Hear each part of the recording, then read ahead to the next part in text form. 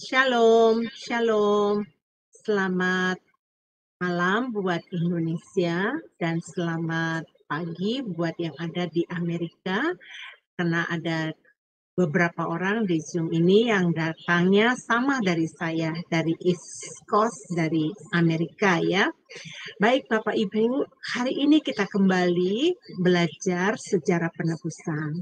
Udah sampai kita di pertemuan yang ke-6, yang kita akan pelajari adalah panggilan dan pemisahan Abraham yang dikupas dari natsnya dari Kisah Para Rasul 7 ayat 24.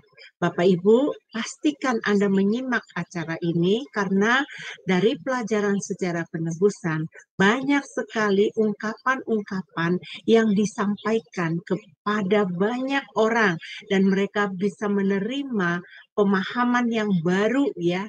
Padahal sebenarnya sih pemahaman ini sudah banyak ya, sudah lama di Alkitab, tetapi melalui sudut pandang sejarah penebusan, kita akan mengerti apa yang dimaksudkan dari beberapa kupasan hari ini. Bapak Ibu, sebelum kita memulai acara kita, saya akan mengundang saudara saya, Pak Romi Tarigan, untuk memimpin kita di dalam doa pembukaan. Dipersilakan untuk Pak Romi Tarigan. Mari kita bersatu di dalam doa. Allah Bapa yang bertahta di kerajaan surga, Allah Abraham, Ishak dan Yakub, Allah yang menciptakan langit, bumi, laut, dan segala isinya. Allah yang kami sembah dan kami puji di dalam Tuhan kami Yesus Kristus. Segala puji, syukur, hormat, dan kemuliaan Bapa hanya bagimu. Kami bersyukur, berterima kasih Bapa pada malam hari ini, pagi hari ini Bapa, kami bisa berkumpul kembali di sini Bapa. Kami haus dan lapar akan firman-Mu Bapa. Kami ingin dapat pengetahuan Bapa, karena pengetahuan itu melebihi daripada emas pilihan Bapa. Biarlah Engkau isi hati dan pikiran kami Bapa, sehingga kami bisa pakaikan juga itu dalam kehidupan kami. Kami bersyukur Bapa, kami bisa hadir di sini. Dan kami bersyukur juga Bapa, buat Bapak pendeta yang akan memberikan firman-Mu, akan membagikan pengajaran buat kami. Biarlah Engkau bisa urapi, dan apapun yang akan diajarkannya Bapa, kami percaya itu berasal daripada-Mu. Kami mau berdoa juga Bapa, setiap perangkat yang di luar kendali kami Bapa, internet, komputer, apapun itu Bapa yang kami tidak bisa capai, kami serahkan itu dalam tangan-Mu Bapa. Terima kasih Bapa. Ampuni dosa kesalahan kami, harmatia, ketidaktepatan, kemelesetan yang kami lakukan Bapa. Kami ingin sekarakter dengan Engkau ya Allah. Terima kasih Tuhan Yesus, terima kasih. Inilah doa dan permohonan kami yang tidak sempurna, kiranya Engkau yang menyempurnakannya. Karena kami berdoa dan mengucap syukur di dalam Tuhan kami Yesus Kristus yang telah menyelamatkan kami. Haleluya. Amin.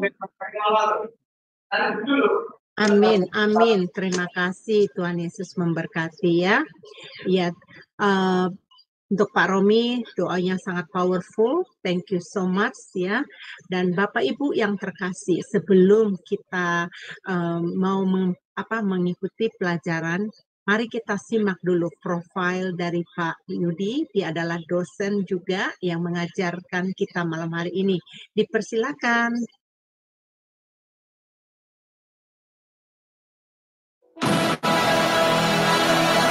Shalom semua, berjumpa kembali dengan tema Adonai. Dan pada kesempatan kali ini kita akan berkenalan dengan pembicara kita, yakni Bapak Pendeta Yudi M. Lengkong. Dan berikut adalah profil singkat dari beliau. Nama lengkap Pendeta Yudi M. Lengkong, Eskom, MD, MTH, Demin. Beliau lahir di Manado pada tanggal 21 Oktober tahun 1979.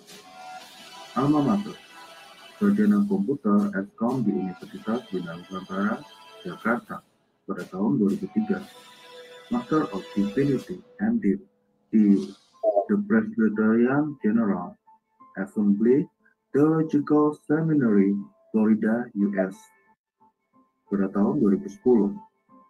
Doctor of Ministry DMin di Barrett Theological Seminary, Florida, US pada tahun 2015. Master Teologi MTH di STT Bethesda, Bekasi pada tahun 2021. Pelayanan Pendeta di Gereja Presbyterian Bukit Sion Indonesia di Jalan Telaga Warna 1, Nomor 2, Puri Cinere, Depok. Pembicara seminar buku seri Sejarah Penebusan untuk Yayasan Damai Sejahtera Utama, Depok. Dosen di STT Agiasmos Mission, Jakarta. Shalom. Ya, terima kasih telah membantu untuk menampilkan profil dari Bapak Pendeta Yudi Lengkong. Hari ini Bapak Ibu kita sangat penting sekali mempelajari pelajaran hari ini. Nanti Bapak Ibu akan bisa merasakan bagaimana pengajaran sejarah penebusan yang akan memenuhi pengetahuan kita tentang kebenaran firman Tuhan. Untuk pada waktu saat ini saya mempersilahkan kepada Pak Yudi untuk menyampaikan pemaparannya. Baik, shalom Bapak Ibu semua. Terima kasih bisa berkumpul bersama-sama pada malam hari ini. Baik, kita akan melanjutkan pelajaran kita tentang silsilah di Kitab Kejadian yang dilihat dari sudut pandang sejarah penebusan. Jadi kalau kita lihat mengenai sejarah penebusan, sejarah dunia ini sementara berputar dan telah berputar sampai hari ini dan terus berputar. Dan seiring waktu, sejarah penebusan atau kehendak Allah untuk menyelamatkan umat manusia ini pun sementara berjalan maju. Di atas ruang dan waktu yang sedang kita jalankan hari ini. Kalau kita lihat sejarah penebusan dari Allah itu berisi tentang kasih Allah, air mata Allah yang ingin memulihkan manusia yang telah jatuh dosa. Nah, itu sebabnya ketika kita memperhatikan di dalam Alkitab, orang-orang Yahudi, mereka menyelidiki kitab-kitab suci karena mereka ingin mendapatkan pemulihan itu. Mereka ingin memiliki hidup yang kekal. Menurut Yohanes 5 ayat 39. Mereka menyelidiki kitab-kitab suci, tapi Yesus bilang apa? Kalian menyelidiki kitab-kitab suci karena lewat mempelajari itu, kalian pikir kalian bisa memperoleh hidup yang kekal. Tetapi kitab-kitab suci bersaksi tentang aku. Nah, ketika setelah Yesus bangkit, dia pun menyatakan sampai 2 kali dicatat dalam kitab Lukas pasal 24 bahwa kitab-kitab suci bersaksi tentang Yesus Kristus. Jadi Yesus Kristus, dialah Allah, dialah firman yang menjelma menjadi manusia. Dialah pencipta kita. Dan lewat Yesus Kristus, pada akhirnya kita memperoleh jalan untuk kembali kepada Allah Bapa. Di dalam Alkitab, mengenai Yesus Kristus itu sudah diperkenalkan sejak Perjanjian Lama. Karena fokus dari Perjanjian Lama itu merupakan Yesus Kristus. Sama seperti itu, fokus dari Perjanjian Baru pun adalah Yesus Kristus. Pada akhirnya kitab suci berpusat kepada Yesus Kristus. Hari ini kita akan melihat mengenai Abraham, bahwa untuk melaksanakan kehendak Tuhan, Abraham, bapa iman, dia mengalami pemisahan di dalam kehidupan dia. Dia dipisahkan dari hal-hal yang bisa menghambat untuk dia itu terfokus kepada Tuhan. Kalau kita lihat di dalam kitab Kejadian pasal yang pertama, itu merupakan pasal penciptaan, tetapi di saat yang sama kita bisa lihat dari sisi yang berbeda, itu merupakan pekerjaan pemisahan. Dikatakan di hari pertama Allah memisahkan terang itu dari gelap, kemudian Allah memisahkan air atas dan air bawah, Allah pisahkan lagi dan pisahkan dan pisahkan dan pisahkan. Pada akhirnya pekerjaan pemisahan pun kita alami bahkan sampai hari ini. Dan namanya berpisah, memisahkan diri dari sesuatu hal atau dari seseorang, itu meninggalkan luka, penderitaan. Ini kita akan lihat seperti apa kehidupan panggilan dan pemisahan yang Abraham lalui. Baik.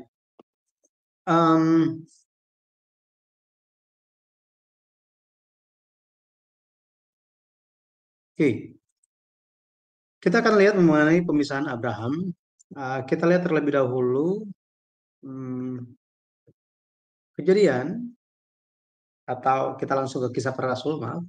Kisah Para Rasul 7 ayat 2 sampai 3. Ayat 2 sampai 4 saya akan baca. Ayat yang kedua, jawab Stefanus, hai saudara-saudara dan bapak-bapak, dengarkanlah, Allah yang maha mulia telah menampakkan dirinya kepada bapa leluhur kita Abraham ketika ia masih di Mesopotamia, sebelum ia menetap di Haran.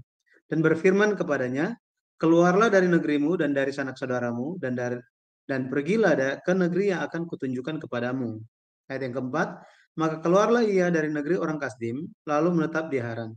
Dan setelah ayahnya meninggal, Allah menyuruh dia pindah dari situ ke tanah ini, tempat kamu diam sekarang. Baik. Mengenai Abraham, bagaimana dia dipanggil oleh Tuhan untuk melaksanakan pekerjaannya. Abraham itu mengalami panggilan dari Allah untuk meninggalkan suatu tempat itu 2 kali. Ya, itu 2 kali. Dan dia mengalami pemisahan itu beberapa tahap sampai puncak pemisahan yang dia puncak dari pekerjaan pemisahan yang dijalankannya. Setelah itu Allah mengakui imannya sebagai memiliki iman yang takut akan Allah. Ketika kita bicara tentang pemisahan Abraham, itu ada 4 hal. Pendeta Abraham Park mencatat itu menyusunnya itu ada 4 prosesnya, 4 proses. Yang pertama itu pemisahan dari negeri, sanak saudara, dan rumah bapa. Ini kemudian yang kedua dipisahkan dari Lot. Setelah itu dipisahkan dari Ismail, dan yang terakhir dipisahkan dari Ishak. Setelah ini Allah mengakui iman Abraham sebagai iman yang takut akan Allah. Iman yang takut akan Allah. Yare. Dalam bahasa Ibrani-nya. Dan pendeta Abraham Park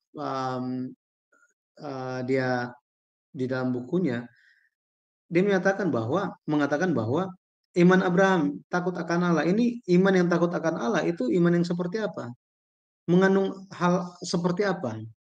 Jadi yang pertama mengandung iman yang besar, kemudian ketaatan yang besar, lalu kesukacitaan yang besar.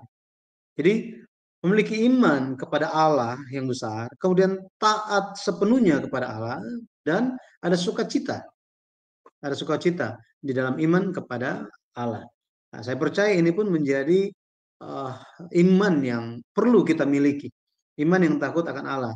Jadi di dalam kita, iman kita harus besar, kita harus taat sepenuhnya, kemudian harus ada sukacita di dalam ketaatan kita.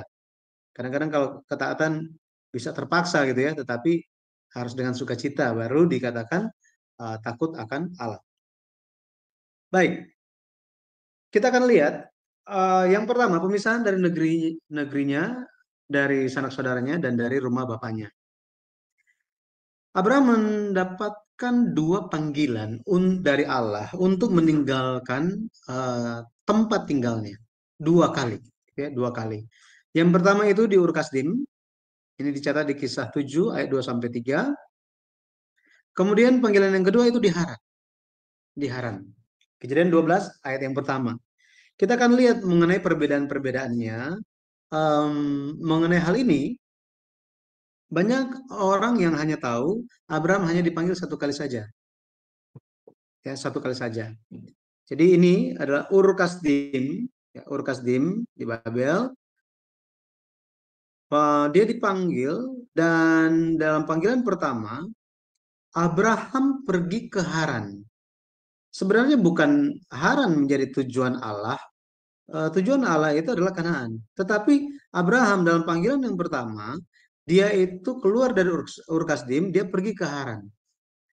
Di Kisah 7 ayat 2-3 yang telah kita baca tadi, perintahnya adalah pergilah dari negerimu dan dari sanak saudaramu.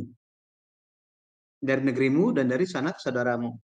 Dan kalau kita lihat di kitab Kejadian 11 ayat 31, Kejadian 11 ayat 31 mencatat bahwa yang keluar dari Ur Kasdim itu adalah Tera, Abram, Lot, dan Sarai. Lot dan Sarai. Nah, panggilan pertama di Ur Kasdim, kalau kita lihat, isi dari panggilan yang pertama ini adalah pergilah, keluarlah dari negerimu, sanak saudaramu, dan pergilah ke negeri yang akan kutunjukkan kepadamu.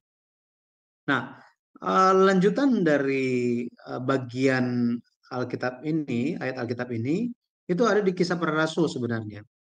Ada Kisah Para Rasul. Bentar ya.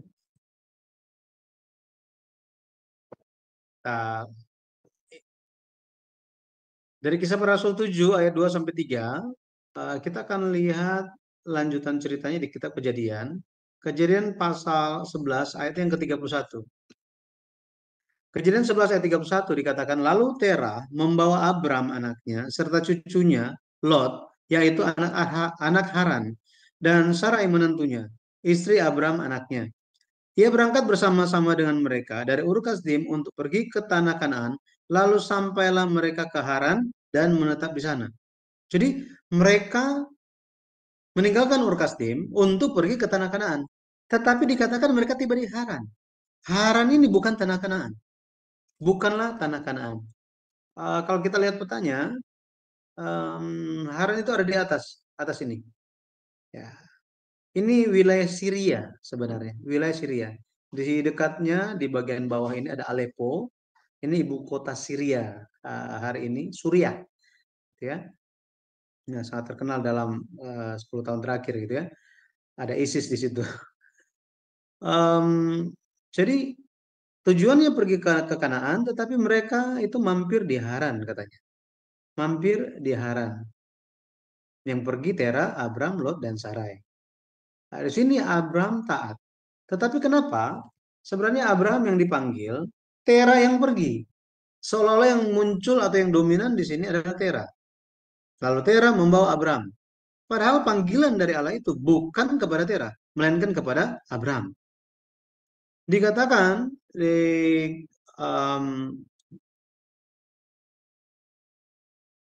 di Kisah Para Rasul, di Kisah Para Rasul 7 ayatnya yang kedua dikatakan Allah yang Maha Mulia telah menampakkan dirinya kepada bapa leluhur kita Abraham.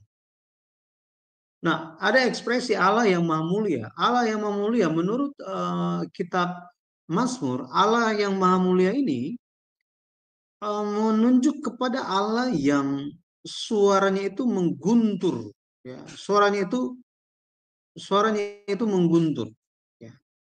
Mazmur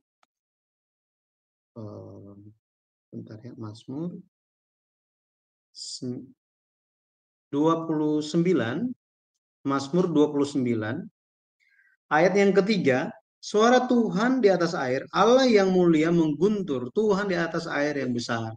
Jadi Abraham dia mendengar suara Allah, perintah Allah, dan dia nyatakan kepada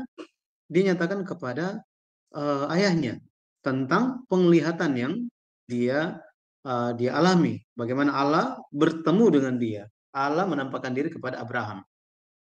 Jadi kita lihat karena zaman dulu itu sistem patriarkat, artinya kepala keluarga, papa itu yang dominan, dia yang memutuskan segala sesuatunya. Sehingga Alkitab memunculkan Tera, seolah-olah dia yang memimpin keluar, gitu ya. Tetapi Tera pun keluar gara-gara apa? Gara-gara Abraham yang kasih tahu. Ya, jadi ini panggilan yang pertama. Kita perhatikan di Yosua 24 ayat 2-3, dikatakan bahwa beginilah firman Tuhan Allah Israel, dahulu kala di tepi sungai di seberang sungai Efrat, disitulah diam nenek moyangmu, yakni Terah, ayah Abraham dan ayah Nahor, dan mereka beribadah kepada Allah lain. Mereka beribadah kepada Allah lain. Di sini merupakan, kalau kita lihat, merupakan lanjutan kondisi seperti apa kehidupan keturunan dari Pelek, ya, keturunan dari Pelek yang berpartisipasi di dalam pembangunan Menara Babel. Mereka itu mulai dengan ketidaktaatan kepada Allah. Mereka campur tangan dengan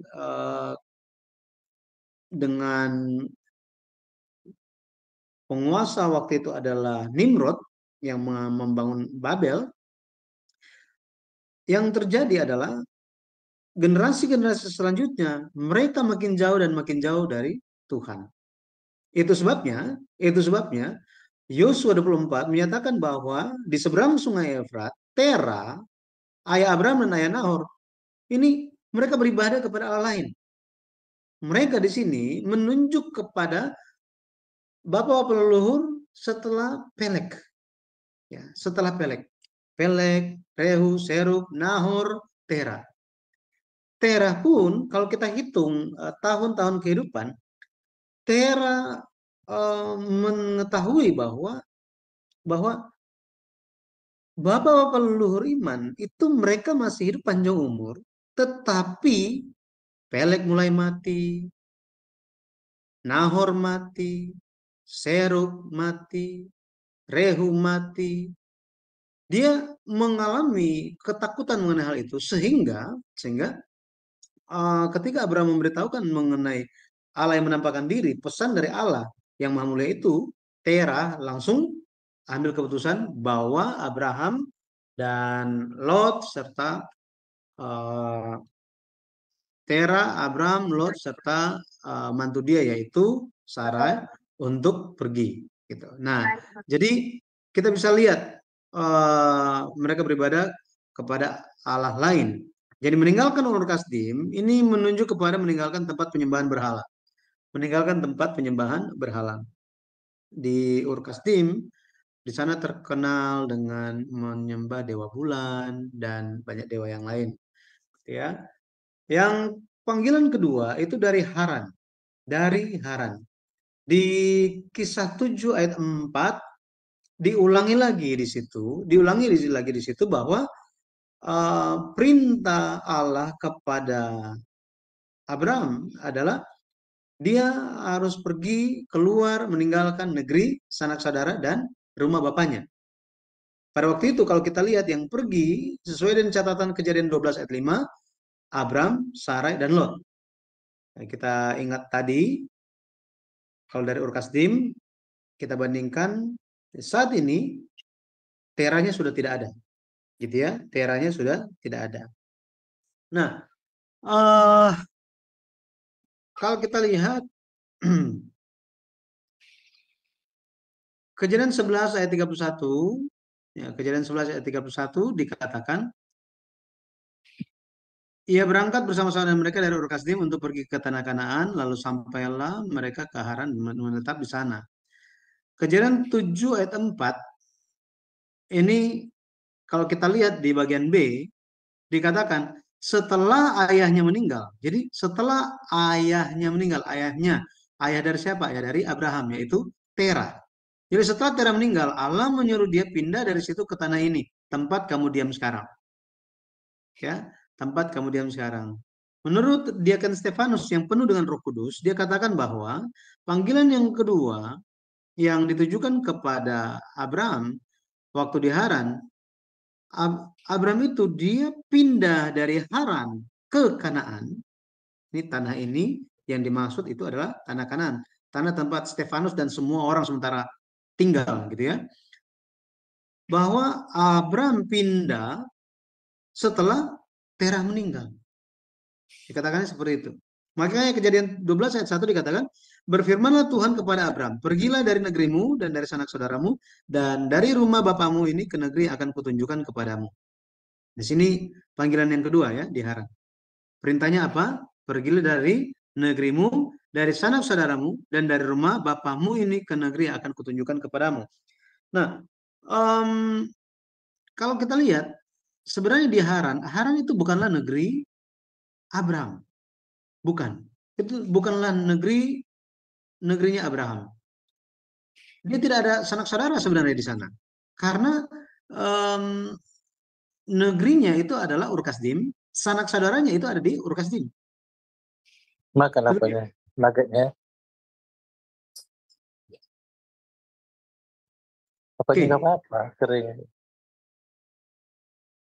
Ya maaf Pak, Pak Pendeta, sekarang sudah aman. Oke. Maaf. Ya, saya lanjutkan. Jadi ketika Allah memanggil Abraham untuk kedua kalinya, Allah memberikan perintah yang sama, tetapi ada tambahan. Itu adalah pergilah dari negerimu, dari sanak saudaramu. Kemudian ada tambahan dari rumah bapamu. Di sini, negeri dan sanak saudara ini menunjuk kepada siapa? Menunjuk kepada siapa? Padahal dia sudah meninggalkan Ur Kasdim. Nah, kalau kita lihat, minggu lalu kita sudah bahas mengenai Eber ya. Kalau tidak salah, kita sudah bahas mengenai Eber. Dia telah menyeberangi sungai. Sesuai dengan arti namanya, Eber. Dia yang menyeberangi sungai. Dia yang menyeberangi. Dia orang yang menyeberang. Nah, ternyata sebelum Abraham dipanggil sebagai orang Ibrani, telah ada orang Ibrani lebih dulu, orang yang menyeberangi sungai. Abraham dikenal sebagai orang Ibrani atau orang yang telah menyeberangi sungai, karena dia datang dari seberang sungai Efrat. Nah, sebelum Abraham, telah ada orang yang menyeberangi sungai. Itu adalah Eber. Akar kata Eber adalah Ibri, Hebrew, yang artinya menyeberangi sungai. Maka kita bisa melihat bahwa ada catatan kuno yang ditemukan bahwa di daerah sekitar Aleppo, kalau kita kembali ke petanya, nah, di Aleppo ini, di Aleppo pernah dilakukan penggalian arkeologi dan ditemukan banyak prasasti-prasasti kuno, dan di situ dikatakan bahwa dahulu kala di sini pernah ada kerajaan yang namanya Ebla, dan rajanya adalah Eber. Rajanya adalah Eber. Nah, peneliti ini, arkeolog ini, dia mempresentasikan hasil temuan dia. Dia katakan bahwa di dalam sejarah, buku-buku sejarah, yang ada nama Eber cuma ada di dalam kitab Perjanjian Lama, khususnya Kejadian pasal 10 dan 11. Nama Eber. Sehingga hal ini menjadi suatu petunjuk lewat sejarah dunia bahwa di wilayah Haran ini sudah ada Eber dan bapak-bapak leluhur yang bersama dengan dia. Kalau kita ingat tentang yang minggu lalu, itu ada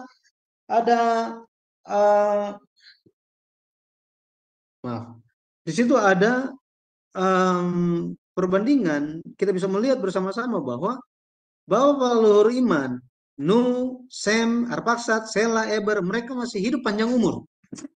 Mereka masih hidup panjang umur. Sepertinya Eber telah membawa Nuh, Sem, Arpaksad, Sela untuk meninggalkan lokasi pembangunan Menara Babel dan menetap di Haran. Itu sebabnya ketika Allah datang kepada Abraham dan memberikan perintah untuk dia pergi dari Haran ke Kanaan, Allah berfirman bahwa pergilah dari negerimu dan dari sanak saudaramu. Kenapa? Emang bukannya Tuhan nggak tahu bahwa di sana itu, kalau misalnya di sana memang tidak ada sanak saudara, tidak ada siapapun di Haran yang Abraham kenal, maka Allah tidak akan memerintahkan kepada dia bahwa tinggalkanlah negerimu dan sanak saudaramu. Tuhan yang akan bilang apa? Pergilah, jangan dari sini. Bukan ini, pergi ke Kanaan. Selesai perintahnya. Tetapi Allah dengan spesifik menyebutkan, pergilah dari negerimu, bukan negeri orang lain. Negerimu katanya. Ya, negerimu. Pergilah dari negerimu dan dari sanak saudaramu. Artinya ada saudara dia di sana dan saudara dia yang memiliki negeri itu. Di sini kita bisa tahu bahwa di Haranlah Abraham bertemu dengan bapak-bapak leluhur iman. Ya, meskipun misalnya dia tidak bertemu langsung dengan Abraham, dengan Nuh, misalnya Abraham tidak bertemu langsung dengan Nuh, di sana masih ada siapa? Ada Sem, ada Eber, ya, ada Sela, ada Arpaksad, masih hidup di sana. Jadi kita bisa lihat bahwa panggilan kedua itu di Haran, ada tambahan lagi, pergilah dari rumah bapamu, katanya. Pergilah dari rumah bapamu. Nah, tentang hal ini, kalau kita lihat ada kontroversi mengenai kematian Tera. Banyak orang sebenarnya tidak memperhatikan hal ini, tetapi pendeta Abraham Pak memperhatikannya. Banyak yang melewatkan hal ini. Kisah 7 ayat 4 dikatakan bahwa Abraham tinggal atau pindah dari Haran ke Kanaan itu setelah Terah meninggal. Tapi kalau kita baca di Kejadian 12 ayat 4, Kejadian 12 ayat 4 dikatakan bahwa Abraham itu berumur 75 tahun ketika pindah dari Haran ke Kanaan. Itu Kejadian 12 ayat yang keempat. Kemudian kalau kita lihat Tera pada waktu Abraham berumur 75 tahun, Tera papanya itu umurnya 145 tahun. Karena Tera umur 70 tahun waktu Abraham lahir. Kejadian 11 ayat 26. Mengerti ya? Jadi ketika karena Tera umur 70 tahun waktu Abraham lahir, maka ketika Abraham berumur 75 tahun, Tera berumur 145 tahun. Kejadian 12 ayat 32 mencatat bahwa Kejadian coba kita lihat. Kejadian 11 ayat yang terakhir, ayat yang ke-32 dikatakan bahwa umur Tera ada 205 tahun lalu ia mati di Haran. Artinya apa? Artinya Tera menurut catatan, menurut petunjuk di Kejadian 12 ayat 4, Kejadian 11 ayat 26, kemudian Kejadian 11 ayat yang ke-32, lewat 3 ayat ini kita bisa lihat bahwa Tera masih hidup waktu Abraham pindah dari Haran ke Kanaan. Menurut petunjuk di Perjanjian Lama. Tetapi di Perjanjian Baru, Diakon Stefanus penuh dengan Roh Kudus, dia berkata bahwa apa? Setelah Tera meninggal, barulah Abraham pindah. Yang mana yang benar? Betul ya? Yang mana yang benar? Ini yang menjadi kontroversi. Nah, semoga bisa dipahami bahwa ada kontroversi ini. Betul ya? Kita lihat Kisah Para Rasul. Kisah Para Rasul. Kisah Para Rasul 7. Ayatnya yang keempat. Maka keluarlah ia dari negeri orang Kasdim, lalu menetap di Haran. Dan setelah ayahnya meninggal, Allah menyuruh dia pindah dari situ ke tanah ini, tempat kamu diam sekarang. Setelah ayahnya meninggal. Jadi, yang mana yang benar? Sudah meninggal atau belum? Menurut catatan sejarah, Tera masih hidup. Makanya Allah memerintahkan kepada Abraham untuk apa? Ada tambahan satu. Tinggalkan rumah bapamu. Rumah bapamu. Kenapa demikian? Kenapa Diakon Stefanus menyatakan dan setelah Tera meninggal. Jadi Tera meninggal duluan, baru dia pindah. Kalau kita lihat kata meninggal di Kisah 7 ayat 4 ini, bahasa Yunaninya adalah apotnesko. Apotnesko ini dalam terjemahannya itu memiliki arti mati secara rohani ataupun secara rohani. Secara jasmani ataupun secara rohani. Bisa digunakan untuk kedua hal itu. Ya, kedua hal itu. Contohnya kalau bahasa Indonesia, Rasul Paulus bilang, tiap-tiap hari aku berhadapan dengan maut. Ya, tiap-tiap hari aku berhadapan dengan maut. Tetapi di dalam terjemahan Inggris sebenarnya dikatakan I die daily. Bayangkan mati setiap hari, bagaimana caranya? Nah, jadi kita bisa lihat apotnesko menunjuk juga kepada mati secara rohani. Maka perintahnya itu apa? Ya, perintahnya itu apa? Kalau kita lihat Matius 10 ayat 37 dikatakan apa? Barang siapa mengasihi bapak atau ibunya lebih daripadaku, ia tidak layak bagiku. Dan barang siapa mengasihi anaknya laki-laki atau perempuan lebih daripadaku, ia tidak layak bagiku. Haran bukanlah kehendak Tuhan. Kanaan yang menjadi kehendak Tuhan. Akan tetapi di Haran, Abraham berlambat-lambat. Dan Abraham berlambat-lambat itu gara-gara siapa? Gara-gara Terah. Arti nama Terah adalah berlambat-lambat atau menunda-nunda. Pak, bukan di sini kehendak Tuhan. Kanaan. Ya sebentar lagi, saya juga kan sudah tua. Kamu gimana sih? Ya, anak kan harus menghormati orang tua. Ya, kita hidup di zamannya ini kamu harus taat. Harus mengasihi orang tua, taat kepada orang tua. Jadi Abraham mesti lebih taat kepada siapa? Kepada Terah atau kepada Bapa jasmani? Bapa yang di bumi atau Bapa di sorga? Betul ya? Pada akhirnya meninggalkan Haran. Itu adalah lebih mengikuti Allah Bapa di sorga daripada Bapa jasmani. Abraham, dia telah dipisahkan. Dipisahkan dari mana? Dari negerinya, sanak saudaranya, dan dari rumah bapaknya. Dari rumah bapaknya. Dari papanya sendiri. Itu sebabnya harus mengasihi Allah lebih dulu. Allah terlebih dahulu dibanding yang lain. Makanya Rasul Paulus pun menyatakan bahwa hormatilah ayahmu dan ibumu di dalam Tuhan. Di dalam Tuhan. Seperti demikian. Jadi ada pemisahan yang terjadi. Ada cerita katanya, mungkin bapak-bapak ibu-ibu pernah dengar ceritanya, mengenai Abraham dan Terah. Terah itu dia punya toko penyembahan berhala, toko berhala. Ya, toko berhala. Semua jenis berhala ada di sana. Suatu ketika Terah lagi keluar kota, suruh Abraham jaga. Abraham dia telah mendengar cerita tentang Allah yang benar, ya Allah yang maha mulia itu. Nah, yang terjadi Abraham menghancurkan semua berhala-berhala itu dan disisakan yang besar. Terus dia taruh kayu di situ. Ketika papanya pulang, ketika Terah itu balik ke rumah, dia sangat kaget karena tokonya, tempat usaha dia, penghidupan dia hancur semuanya. Dia marah, dia panggil Abraham, dia tanya, apa yang telah terjadi?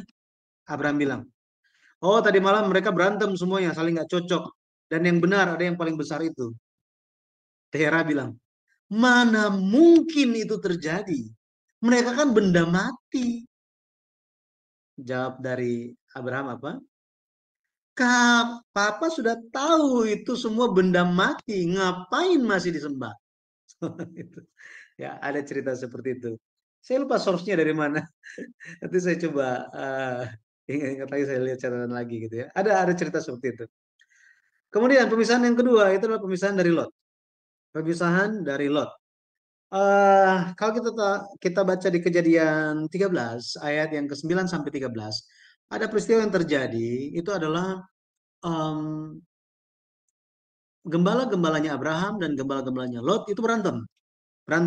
Ketika berantem, akhirnya Abraham panggil Lot, ya udah Lot, negeri ini kan luas. Kalau kamu ke kanan, saya ke kiri, kamu ke kiri, saya ke kanan.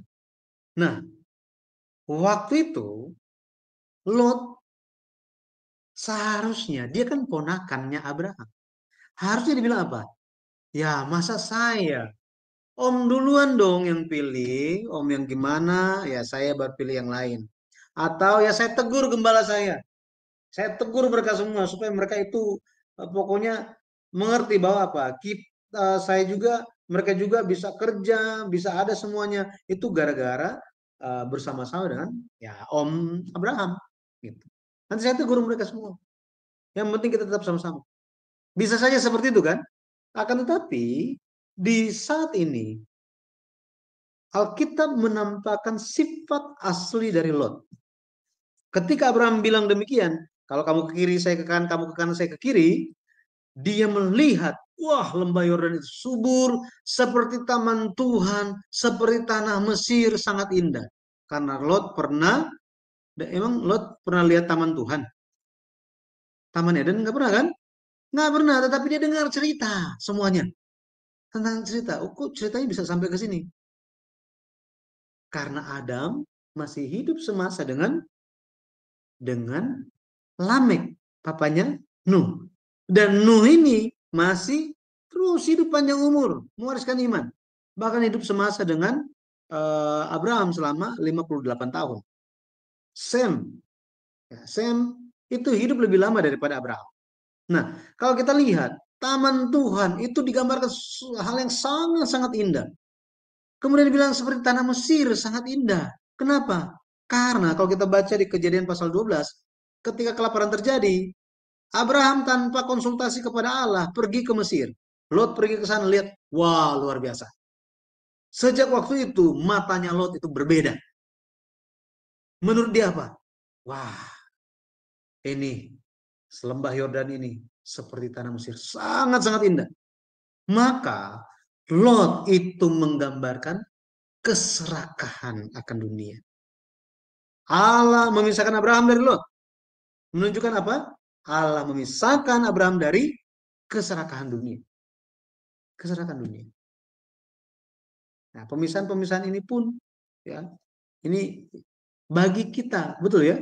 Karena firman Tuhan bukan dulu, tetapi sekarang dan selama-lamanya. Tetap sama, kita harus dipisahkan dari keserakahan dunia. Sama seperti tadi kita harus dipisahkan dari penyembahan berhala, dari lebih mengasihi, mengutamakan kehendak Allah Bapa. Kemudian pemisahan yang ketiga itu dari Ismail.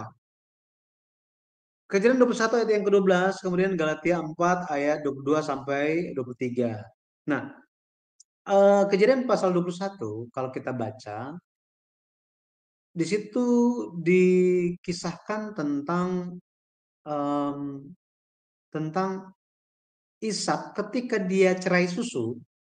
Bagi orang Ibrani, cerai susu atau pisah susu itu sekitar umur 3 tahun. Dan istilah Alkitab LAI itu adalah disapih. Pakai H ya, disapih. Nah, di sini ketika biasanya di tradisi ini dilakukan ketika anak berumur 3 tahun. Pada waktu itu biasanya mereka melakukan pesta besar. Ya, pesta yang besar. Nah, tetapi yang terjadi adalah ketika Sarah itu cari Ishak, dia lihat Ishak sementara bermain katanya. Ismail sementara bermain dengan Ishak. Kita lihat Kejadian 21. Kejadian pasal 21. Ini kalau hanya baca terjemahan Indonesia saja, saya juga hanya lihatnya hanya lihat begitu saja dan lewat gitu ya. Ayatnya yang ke-9 dikatakan, pada waktu itu Sarah melihat bahwa anak yang dilahirkan Hagar, perempuan Mesir itu, bagi Abraham, sedang main dengan Ishak anaknya sendiri. Kata main di sini, itu bahasa Ibraninya berarti mengolok-olok, mempermainkan. Ini. Ya, mengolok-olok atau mempermainkan. Itu sebabnya Kitab Galatia menggambarkannya sebagai peristiwa menganiaya. Menganiaya. Ya. Coba kita lihat Galatia 4 ayatnya yang ke-29. Ayat 29 dikatakan apa? Tetapi seperti dahulu, dia di sini adalah Ismail. Yang diperanakan menurut daging, menganiaya yang diperanakan menurut roh, demikian juga sekarang ini. Ya, yang diperanakan menurut roh, ini menurut janji, itu menunjuk kepada Ishak. Jadi dianiaya. Ishak itu dianiaya. Kalau kita lihat beda mereka itu ada, ya, beda mereka itu ada 14 tahun. Jadi ketika Ishak lahir, umur dari Ismail itu adalah 14 tahun. Ketika Ishak umur 3 tahun, berarti Ismail itu 17 tahun. Bayangkan anak 17 tahun menganiaya, mempermainkan, mengolok-olok secara fisik kepada anak umur 3 tahun. Gimana mamanya nggak marah? Betul ya? Nah, kitab Galatia menggambarkannya. Abraham ada 2 istri katanya. Ada 2 istri. Ya. Coba kita lihat. Ya. Ayat 22, bukankah ada tertulis bahwa Abraham mempunyai 2 anak? Seorang dari perempuan yang menjadi hambanya dan seorang dari perempuan yang merdeka. Tetapi anak dari perempuan yang menjadi hambanya itu diperanakan menurut daging, dan anak dari perempuan yang merdeka itu oleh karena janji. Ayat 24, ini adalah suatu kiasan. Jadi ada suatu pesan bagi kita. Ya, memang di sini ketika kita lihat langsung dijelaskan bahwa ayatnya yang ke-28 bahwa apa? Ishak adalah anak janji. Ishak adalah anak janji. Sedangkan Ismail itu anak daging. Loh, maksudnya apa? Gitu ya. Maksudnya apa? Ismail bukanlah anak yang dijanjikan Allah kepada Abraham. Ismail bukanlah keturunan yang Allah janjikan kepada Abraham dari awal. Bukan. Ismail lahir gara-gara apa? Gara-gara Sarai berpikir bahwa apa? Dia sudah tua, sudah mati haid, sudah tidak bisa punya anak. Mungkin lewat Hagar, pembantu dia, maka bisa dapat anak. Abraham bilang apa? Ya, Abraham setuju. Kita lihat. Kejadian. Kita lihat Kejadian 16. Ayatnya yang kedua dikatakan, berkatalah Sarai kepada Abraham, engkau tahu Tuhan tidak memberi aku melahirkan anak. Karena itu baiklah hampiri hambaku itu, mungkin oleh dialah aku dapat memperoleh seorang anak. Dan Abraham mendengarkan perkataan Sarai. Lihat di sini ya. Abraham mendengarkan perkataan Sarai. Sebelum Abraham mendengarkan perkataan Sarai, dulu Adam pernah mendengarkan perkataan Hawa. So ya. Jadi Abraham mendengarkan perkataan daging, perkataan manusiawi, bukan firman Tuhan, bukan janji Tuhan. Maka pemisahan dari Ismail ini menggambarkan pemisahan dari kedagingan, dari pikiran sendiri. Bukan pikiran Yesus, tapi pikiran sendiri nih. Orang manusia memiliki pikiran sendiri, bukan pikiran Kristus. Rasul Paulus menasihati di Filipi 2 ayat 5, hendaklah kamu dalam hidupmu bersama menaruh pikiran dan perasaan yang terdapat juga dalam Kristus Yesus. Ini pemisahan yang ketiga. Pemisahan yang keempat di Kejadian pasal 22, kalau kita lihat, nah kita tahu ceritanya gitu ya. Tahu ceritanya. Ini merupakan suatu perintah yang sangat-sangat berat bagi seorang Abraham. Sangat-sangat berat. Bayangkan, Tuhan mengatakan di Kejadian 22 ayat 1, ayat yang kedua dikatakan bahwa Abraham, ambillah anakmu yang tunggal itu yang engkau kasihi. Ditetapkan di sini, bayangkan, anakmu yang tunggal. Artinya apa? Bukan yang lain, Bukan Ismail, tetapi siapa? Ishak. Yang engkau kasihi. Waduh, luar biasa. Terus ditetapkan siapa dia? Ishak. Anak yang itu. Pergilah ke tanah Moria dan persembahkanlah dia di sana sebagai korban bakaran, katanya. Korban bakaran itu, Bapak Ibu, itu binatang kalau jadi korban bakaran itu perlu tangan kakinya itu, semua kakinya itu dipotong gitu ya. Empat-empatnya itu dipotong semuanya, kemudian kepalanya dipotong, isi perutnya dikeluarkan. Bayangkan Tuhan memberikan perintah yang sangat sadis seperti ini. Wah, sangat-sangat berat, gitu ya. Karena kalau kita lihat, bukannya pada saat itu juga proses ketaatan, bukan ketaatan, proses untuk mempersembahkan Ishak sebagai korban bakaran itu nggak langsung di hari itu juga. Tetapi ayat yang keempat kalau kita lihat pada hari ketiga, jadi sudah apa? Jalan 3 hari. 3 hari ini sangat-sangat berat bagi seorang Abraham. Sangat-sangat berat. Tetapi Allah perlu melakukan hal ini karena Allah hendak menjadikan Abraham seseorang model standar dari iman. Makanya dia disebut sebagai Bapa iman, Bapa orang beriman. Ini luar biasa, ya. Pada akhirnya seperti firman di Ulangan 6 ayat 5, kasihlah Tuhan Allahmu dengan segenap hatimu dan dengan segenap jiwamu dan dengan segenap kekuatanmu. Dia harus mengasihi Tuhan. Bahkan apa? Sampai menyerahkan hidup dia. Kenapa?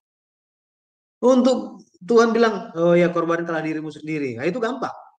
Tetapi korbankan Ishak, anak yang dikasihi.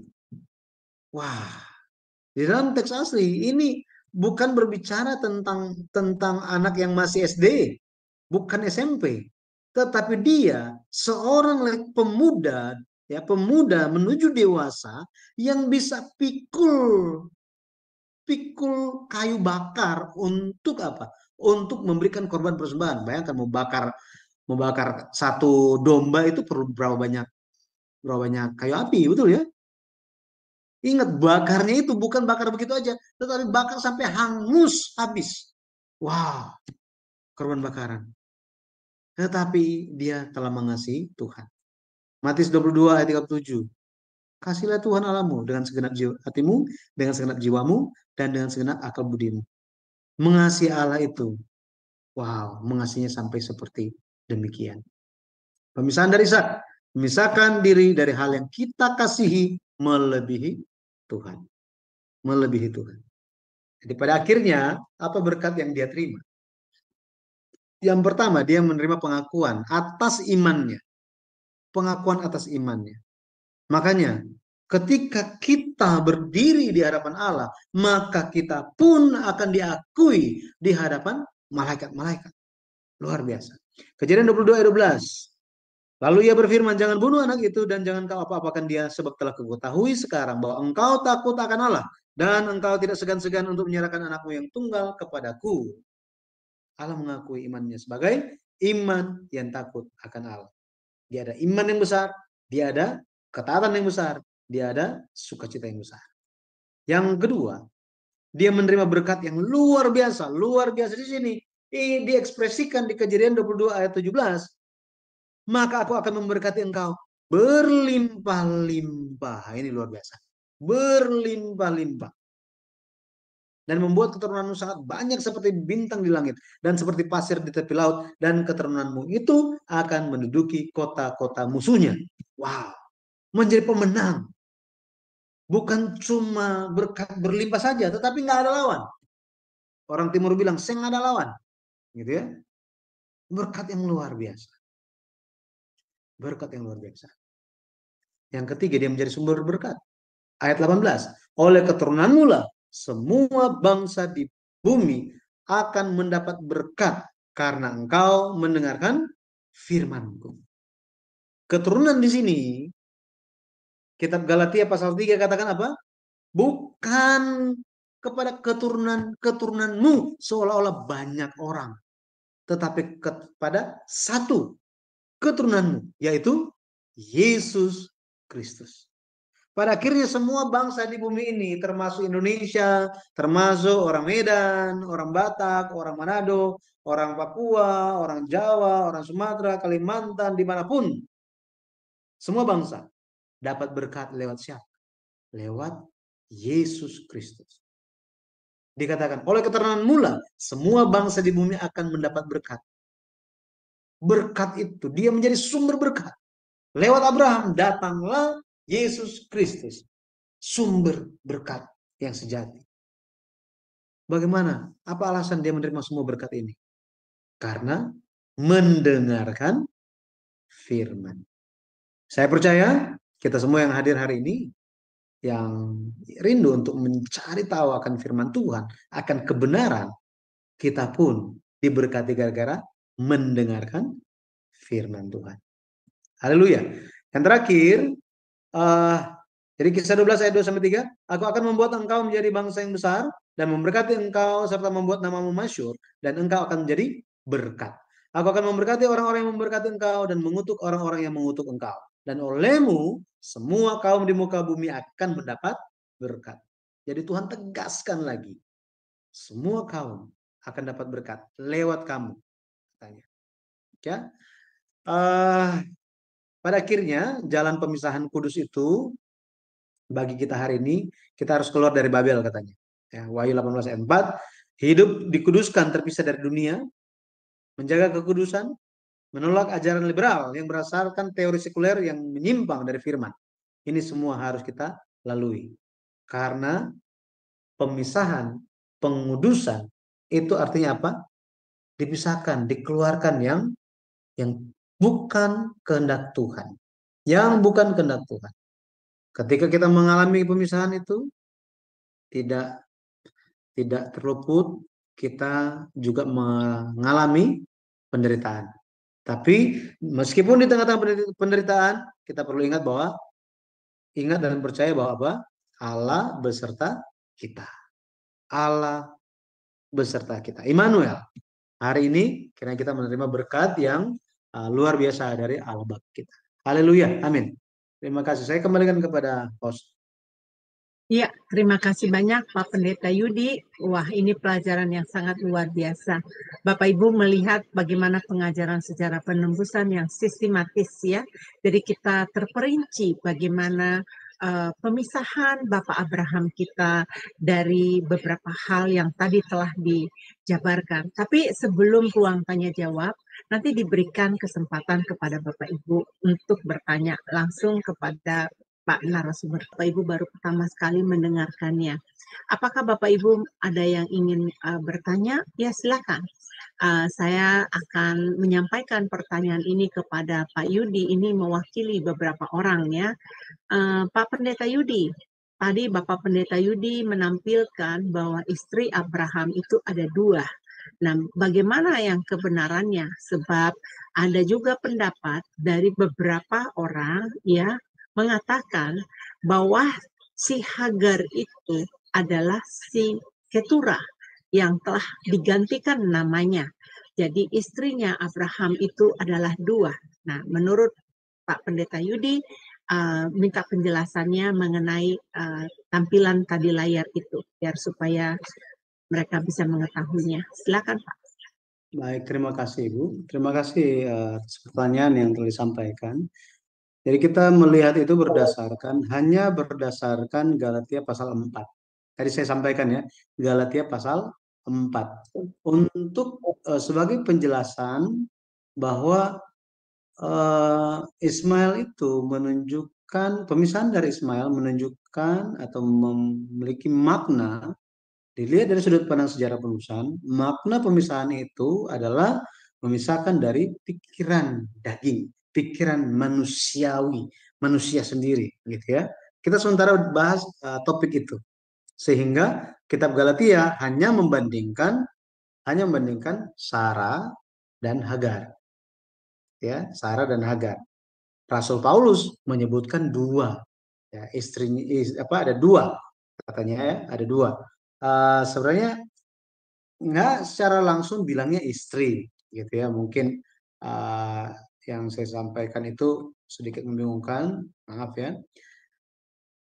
Kalau kita lihat di Galatia pasalnya yang keempat, jadi ekspresinya dikatakan Abraham ada dua anak, seorang dari perempuan yang menjadi hamba, yang seorang lagi dari perempuan yang merdeka, gitu ya. Jadi bicara tentang dua perempuan ini, mereka adalah istrinya Abraham. Ya, menurut apa?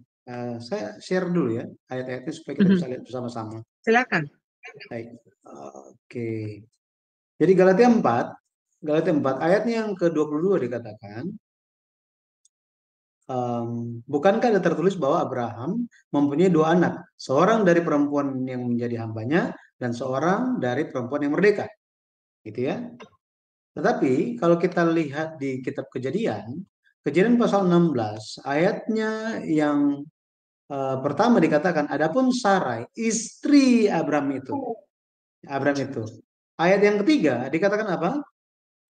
Sarai istri Abraham itu mengambil Hagar hambanya orang Mesir itu, yakni ketika Abraham telah 10 tahun tinggal di tanah Kanaan, lalu memberikannya kepada Abraham suaminya untuk menjadi istrinya.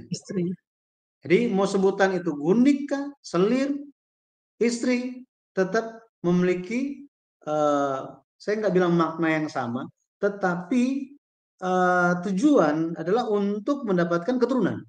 Gitu. Mendapatkan keturunan. Setelah ini, kalau kita lihat Hagar sudah dipisahkan juga, sudah dipisahkan, sudah tidak bersama-sama. Kemudian Sarah juga mati. Setelah itu, setelah Ishak, ya, kalau kita lihat Ishak juga dia menikah. Ada catatan dalam Alkitab bahwa Abraham menikah lagi, gitu ya. Kalau kita lihat di Kejadian 25 dikatakan Abraham mengambil pula seorang istri namanya Keturah. Gitu. Jadi dia ada 3. Berdasarkan apa yang kita baca, ada 3 istri. Jadi bukannya ganti nama, gitu ya. Seperti itu, Ibu. Oke, baik. Terima kasih. Jadi tetap ya di dalam kitab Kejadian itu sudah sangat jelas ya, itu Bapak Pendeta ya, bahwa Abraham itu punya istri 3 ya. Dari Sarah punya anak 1, dari Hagar punya anak 1, dan dari Keturah punya anak 6. Ya. Baik, Bapak Ibu dipersilakan ya Bapak Ibu untuk bertanya-tanya apa yang Anda ingin tanyakan. Nah, ada lagi pertanyaan yang pernah terbesit ini Pak Pendeta mengenai Abraham. Menurut saya tidak ada yang mengetahui umur berapa exactly umur Abraham itu keluar dari Ur Kasdim, ya. Dan kemudian dia pergi ke Haran. Nah, di Haran dia tinggal beberapa saat di sana. Nah, ini saya juga lupa ini ada berapa tahun apa enggak, tapi umurnya sudah jelas 75 tahun ya dia keluar ya. Nah, ada beberapa pendapat yang mengatakan bahwa waktu Abraham keluar dari Ur Kasdim, dia sudah kaya raya katanya gitu. Nah, bagaimana menurut dari sudut pandang sejarah penebusan Pak Pendeta Yudi? Ya, kalau kita lihat Alkitab, tidak disebutkan bahwa Abraham itu seperti yang Ibu katakan, dia keluar dari tanah Ur Kasdim itu umur berapa, tidak dituliskan. Tetapi kita tahu itu adalah sebelum umur 75 tahun. Gitu ya. Kenapa? Karena pas umur 75 tahun dia dari Haran ke Kanaan. Sesuai dengan ayat yang tadi, Kejadian 12 ayatnya yang keempat. Dan ayat yang kelima kalau kita lihat, ayat yang kelima, saya tampilkan saja ayatnya ya. Kejadian 12, mungkin lebih ya.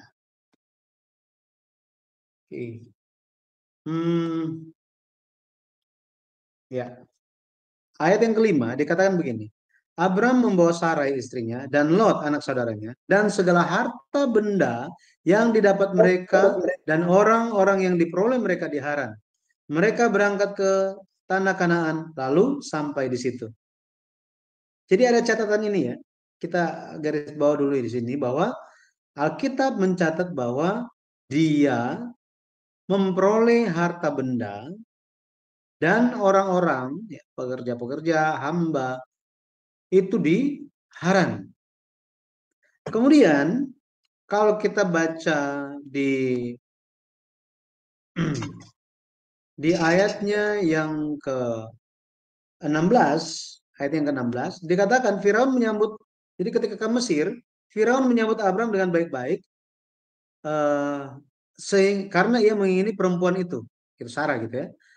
Dan Abram mendapat kambing domba, lembu sapi, keledai jantan, budak laki-laki dan perempuan, keledai betina dan unta. Jadi mendapatkan banyak hal gitu ya. Ayat 20 dikatakan, lalu Firaun memerintahkan beberapa orang untuk mengantarkan Abram pergi bersama-sama dengan istrinya dan segala kepunyaannya. Segala kepunyaannya.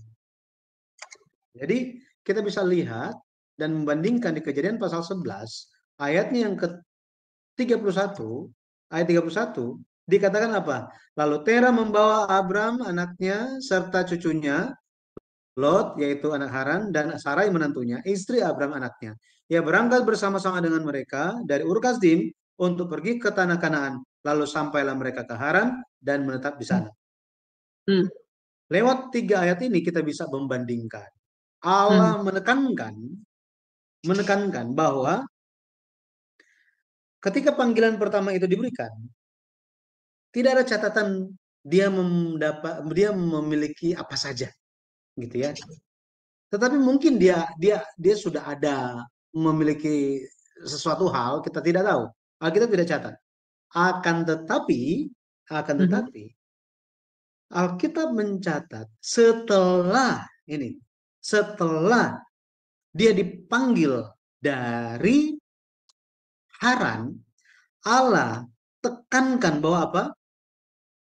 Aku akan memberkati engkau, katanya. Memberkati engkau. Aku akan memberkati engkau. Dan aku akan memberkati engkau. Setelah itu, di Haran dia jadi kaya. Kemudian apa? Setelah Mesir, dia pun jadi banyak kepemilikan. Ekspresi di Kejadian, bukan maksud saya, setelah Tuhan berfirman baru dia dapat segala sesuatunya, bukan. Tetapi di Haran, dia mendapatkan banyak harta itu. Tetapi Allah akan lebih lagi memberkati dia.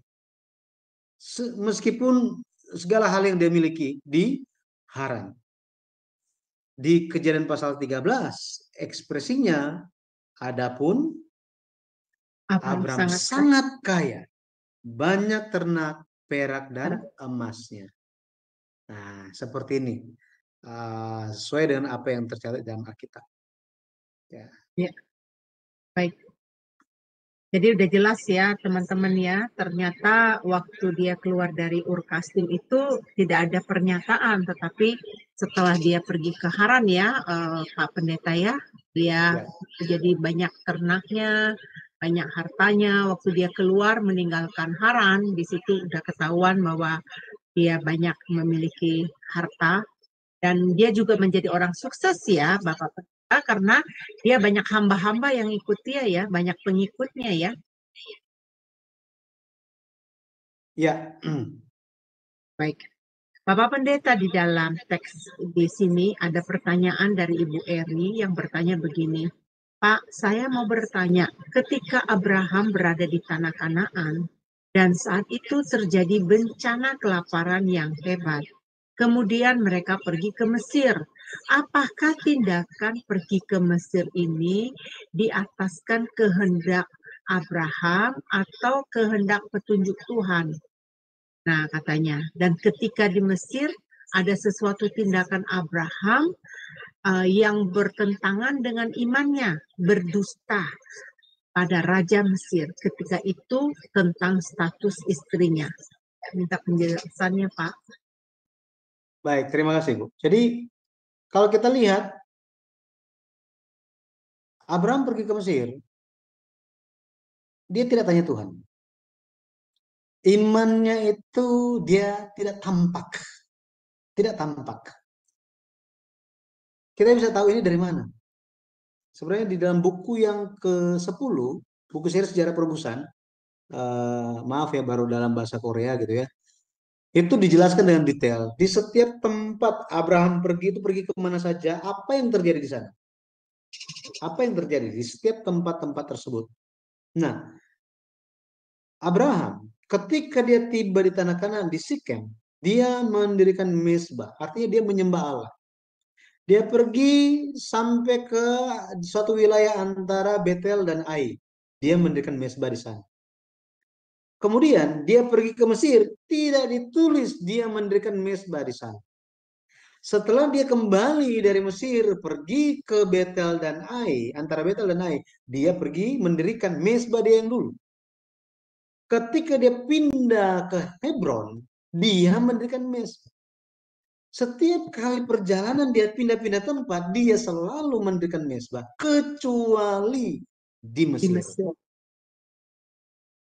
Jadi kita bisa tahu, kalau misalnya biasa beribadah, tiba-tiba nggak beribadah, ada sesuatu yang terjadi, terefek gitu ya.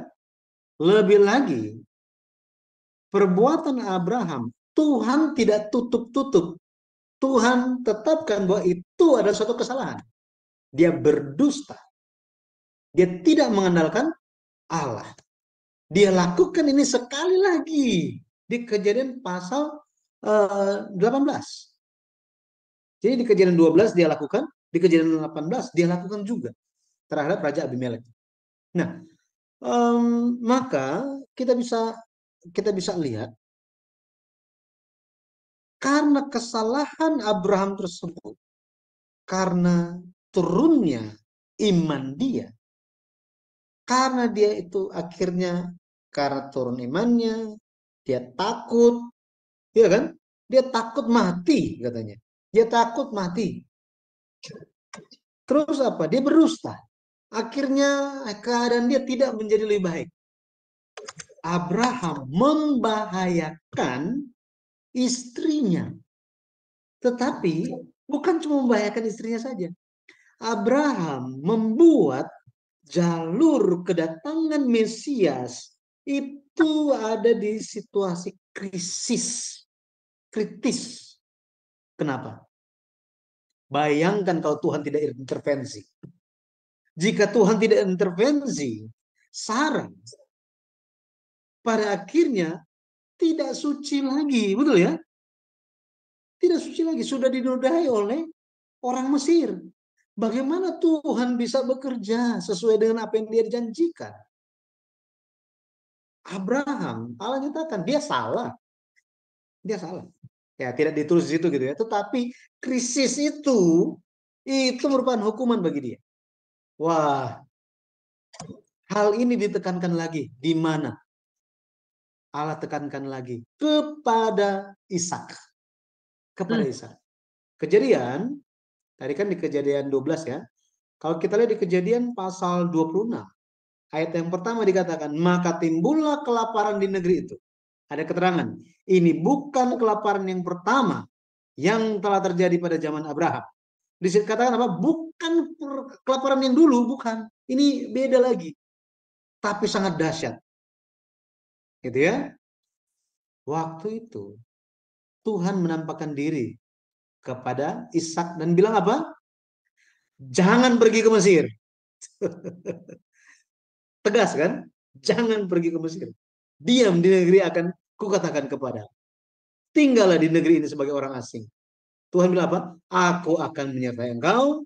dan memberkati engkau. Sebab kepada mula dan kepada keturunanmu akan kuberikan seluruh negeri ini. Aku akan menepati sumpah yang telah kuikrarkan kepada Abraham ayahmu.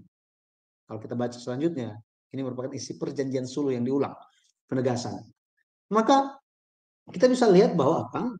Bahwa Mesir itu bukan kehendak Tuhan. Bukan. Ya, di zamannya Abraham, zamannya Ishak, Mesir itu bukan kehendak Tuhan. Tetapi di zamannya Yusuf, Mesir itu adalah kehendak Tuhan.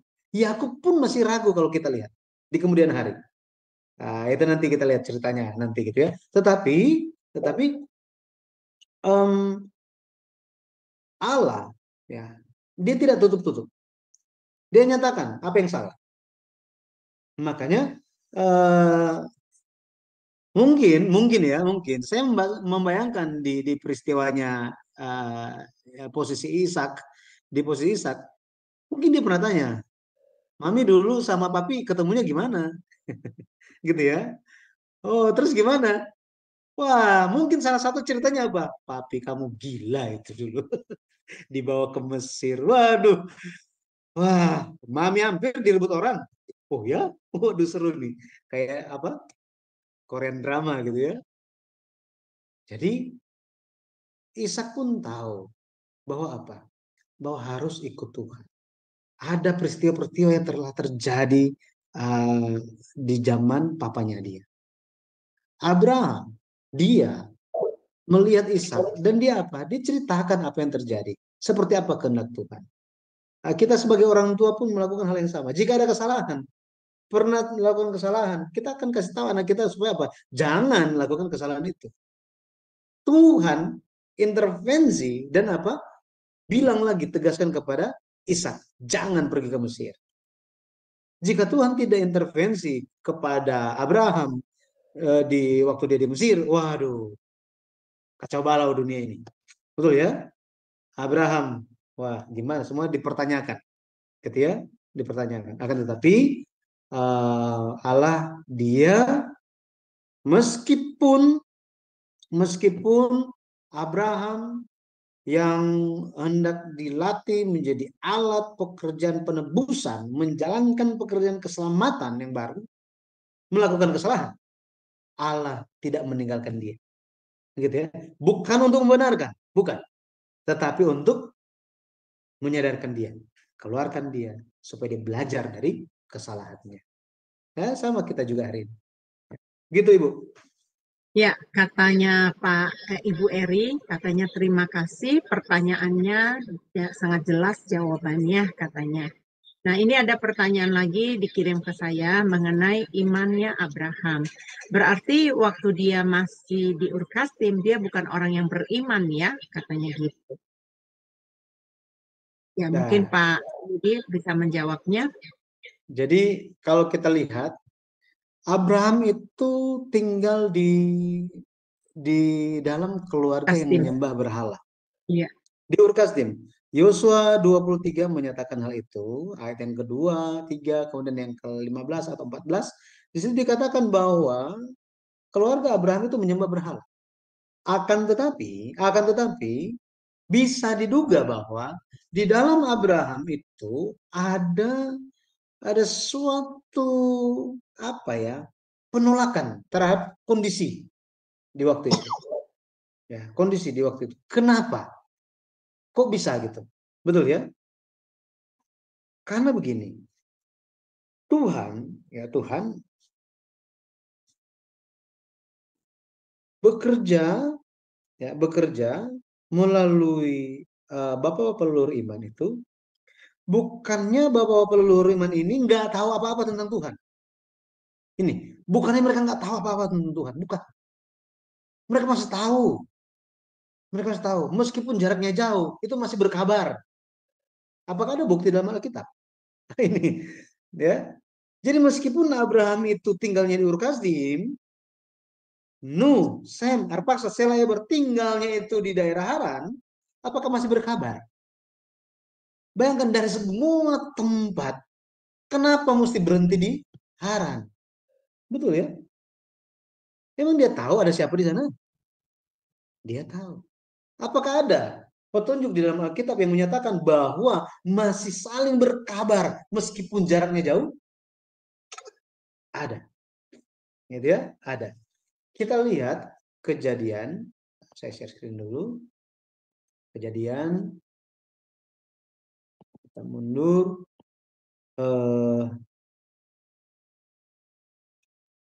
Ya, kalau kita lihat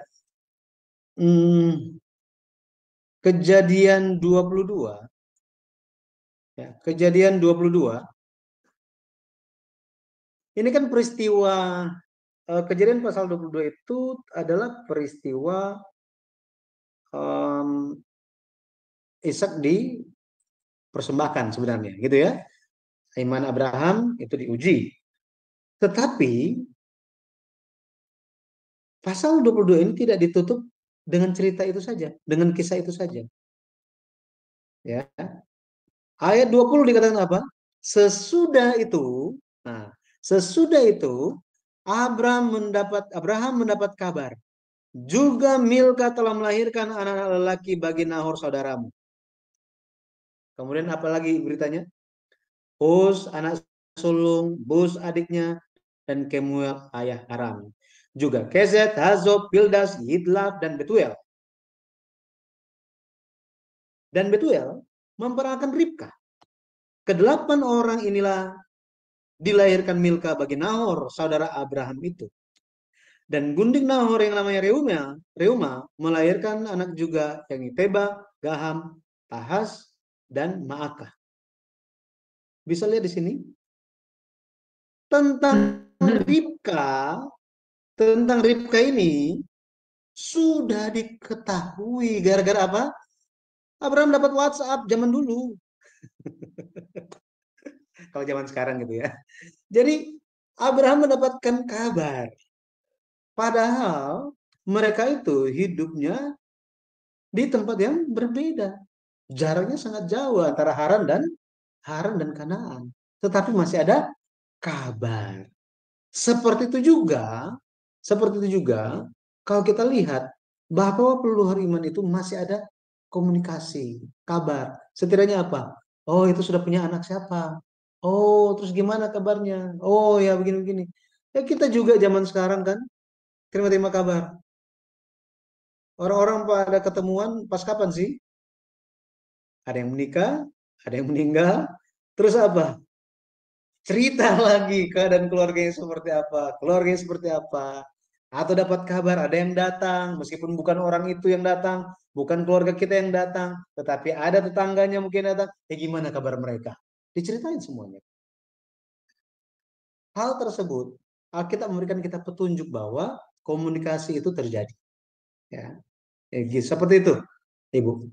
Ya, luar biasa itu jawaban yang tepat sekali ya. Memang melalui pengajaran sejarah penebusan ini kita tahu secara detail ya Bapak Ibu ya dari sejarahnya.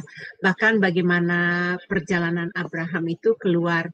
Cuman saya lupa nih Bapak Pendeta mengenai perjalanannya Abraham itu yang dari Ur Kasdim dia keluar ke Haran, dari Haran dia ke Sikem dia ke Betel dan Ai, dari Betel dan Ai dia pergi ke Mesir, dari Mesir dia pergi ke Betel dan Ai. Nah dari Betel dan Ai kan dia udah sampai ke Hebron. Nah udah sampai ke Hebron saya nggak ngerti, saya lupa itu kenapa dia balik ke Geral. Nah dari Geral dia ke Beersheba, dari Beersheba dia baru masuk lagi ke Hebron. Jadi dia ke Hebron itu 2 kali ya. Nah, disitulah dia baru masuk ke Kanaan. Nah, kalau kita lihat dari pemetaan itu Hebron itu kan udah di Kanaan ya, Pak Bapak Pendeta ya. Di mute itu Pak. Oh iya, dia di Kanaan. Ya, di Kanaan ya. Ya, ini Bapak Ibu kalau ada yang mau bertanya silakan ya. Kalau ada yang ingin bertanya jangan malu-malu. Karena pengajaran sejarah penebusan ini sangat sistematis, jadi Anda bisa tahu apa yang Anda ingin tahu dari Bapak Abraham, apa yang ingin Anda pertanyakan mengenai dia, ya. Karena dari pengajaran Bapak Abraham ini kita sangat jelas sekali dari pengajaran sejarah penebusan. Nah, Bapak Ibu izinkan saya sebentar untuk menampilkan ini ya Bapak Ibu ya. Bapak Ibu, kami memiliki gereja di Jakarta, namanya GPBSI Jakarta. Banyak sekali pengajaran-pengajaran firman Tuhan yang disampaikan melalui YouTube channel dari GPBSI Jakarta. Saya berharap Bapak Ibu bisa mengikutinya, karena ini pengajaran-pengajaran yang luar biasa. Saat ini kami sedang ada sekolah minggu, yaitu pengajaran setelah ibadah, itu ada mengenai Tuhan Yesus lahir pada tanggal berapa. Itu ada pengajaran yang sangat sistematis sekali, dan Bapak Ibu, buku itu belum dikeluarkan, bahkan di Korea juga belum diterbitkan. Itu adalah buku dari tulisan dari Bapak senior pendeta kami, pendeta Abraham Pak ya. Dan kemudian ada channel dari Sejarah Penebusan. Inilah pengajaran kami Sejarah Penebusan. Nanti Bapak Ibu bisa melihat ada webinar-webinar di channel ini yang diadakan tahun 2021 yang lalu. Bapak Ibu akan sangat diberkati karena dari ke-11 buku ada ringkasannya. Jadi buku sekarang yang ada di Indonesia sudah ada 7 buku sampai buku yang ke-7 yang fisiknya. Buku ke-8 sudah ada tetapi masih elektronik. Nah, ini dalam proses pencetakan, mudah-mudahan akhir tahun ini atau awal tahun depan buku seri 8 bisa diterbitkan. Nah, ini YouTube channel Sejarah Penebusan. Kemudian Bapak Ibu, ini adalah channel GPBSI Bandung. Nah, ini Pendeta Allen memberikan pengajaran-pengajaran firman Tuhan secara video ya. Kalau Bapak Ibu ingin sekali mengikuti pelajaran-pelajaran tersebut, Bapak Ibu bisa menghubungi saya secara pribadi. Dan di channel-channel ini banyak sekali pengajaran-pengajaran firman Tuhan ya. Baik. Bapak Ibu, apakah masih ada pertanyaan? Kalau tidak ada pertanyaan, saya akan minta ke Pak Pendeta Yudi untuk, ada. Baik, silakan Sister Aling, silakan. Baik, selamat malam Bu Neni, selamat malam Pak Yudi. Yang saya mau tanyakan Pak, umat Tuhan di zaman perjanjian lama, seperti Abraham, kan dikatakan bahwa mempunyai istri 3 ya Pak, sampai 3 gitu. Dan di zaman perjanjian baru, kan Tuhan tidak mengizinkan bahwa umatnya ini menganut paham poligami.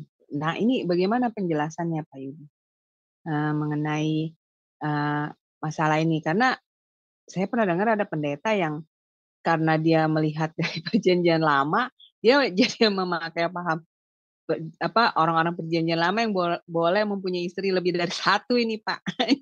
Terima kasih Pak Yudi. Ya, jadi ya Bapak-Bapak 1 aja lah istri ya. 1 aja, nggak usah banyak-banyak. Dalam perjanjian lama memang ada beberapa alasan. Ada beberapa alasan kenapa memiliki istri lebih dari 1, gitu ya. Dan alasan yang paling utama itu adalah untuk memperoleh keturunan, gitu ya. Dalam hal ini kalau kita lihat Abraham mengambil istri itu karena statusnya Sarah itu tidak bisa memiliki anak, tidak bisa memiliki keturunan. Jadi boleh memiliki istri baru untuk melanjutkan keturunan, gitu ya, melanjutkan keturunan. Akan tetapi kalau kita lihat itu hanya konsep zaman dulu gitu ya, konsep zaman dulu itu alasannya seperti itu. Ada juga memang hanya untuk memuaskan hawa nafsu. Seperti halnya Esau, dia merit sekaligus 2. Gitu, sekaligus 2. Nah, terus Yakub gimana? Yakub ya sebenarnya by accident. By accident. Dia cuma suka Rahel, tetapi malam pertama terlalu gelap di zaman itu, nggak ada lampu gitu ya. dia baru kaget di esok harinya ternyata bukan yang dia sayang gitu ya. Nah, by accident seperti itu. Kemudian juga gara-gara persaingan dari Rahel dan Lea sampai-sampai Bilha dan Zilpa itu pun diberikan sebagai istri gitu. Akan tetapi semuanya terjadi dalam pemeliharaan Tuhan. Maksudnya pemeliharaan Tuhan bukannya Tuhan menyetujui atau menetapkan boleh tidaknya, bukan. Tetapi Tuhan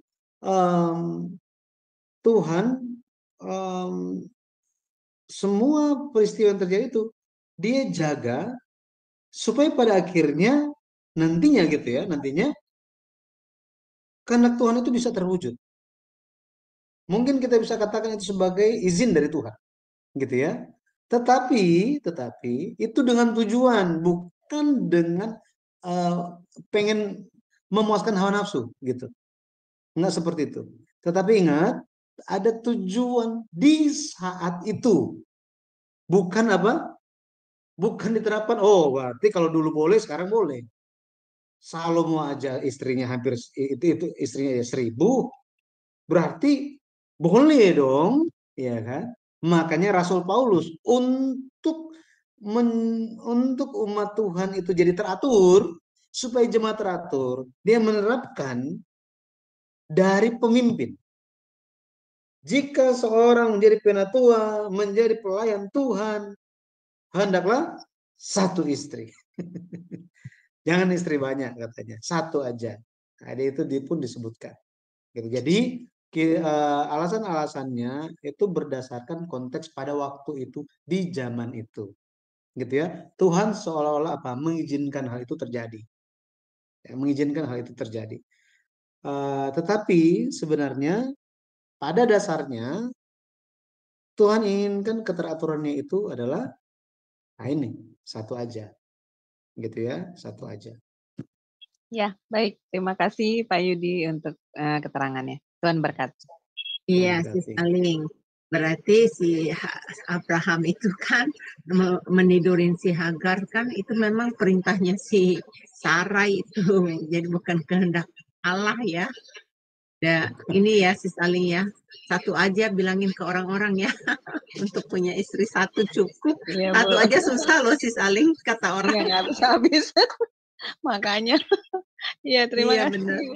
Ya baik, saya akan buka mute kepada si Ibu Teresia. Iya silakan Ibu Teresia untuk bertanya. Ibu di unmute Bu, diklik ya. Silakan Bu. Malam Pak, Bu Heni. Iya selamat malam. Tentang istri Esau itu kan ditulis cuma 3, tapi kok 6 ini ya? Namanya kok lain-lain. Ada yang Basmat sama, tapi kok Pak Yudi masih di mute Pak. Iya, silakan Bu. Iya. Ya Ibu, itu seharusnya 3, ya 3. Terus ada satu yang namanya beda. Ada satu yang namanya beda, itu ada 2 tempat pencatatan, ya 2 tempat pencatatan. Ini ada satu orang yang namanya berbeda. Jadi ada 3 istrinya. Yang benar yang mana Pak?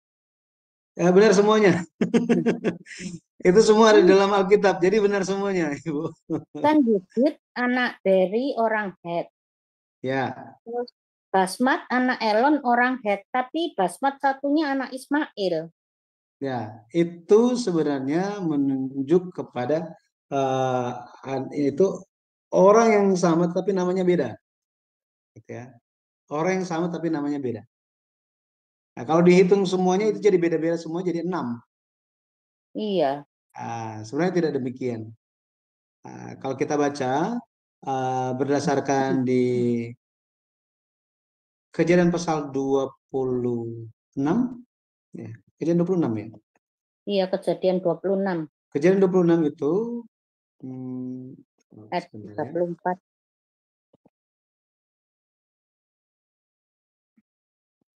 Di Kejadian pasal 26 itu sebenarnya disebutkan siapa gitu awalnya gitu ya. Kejadian pasal 26.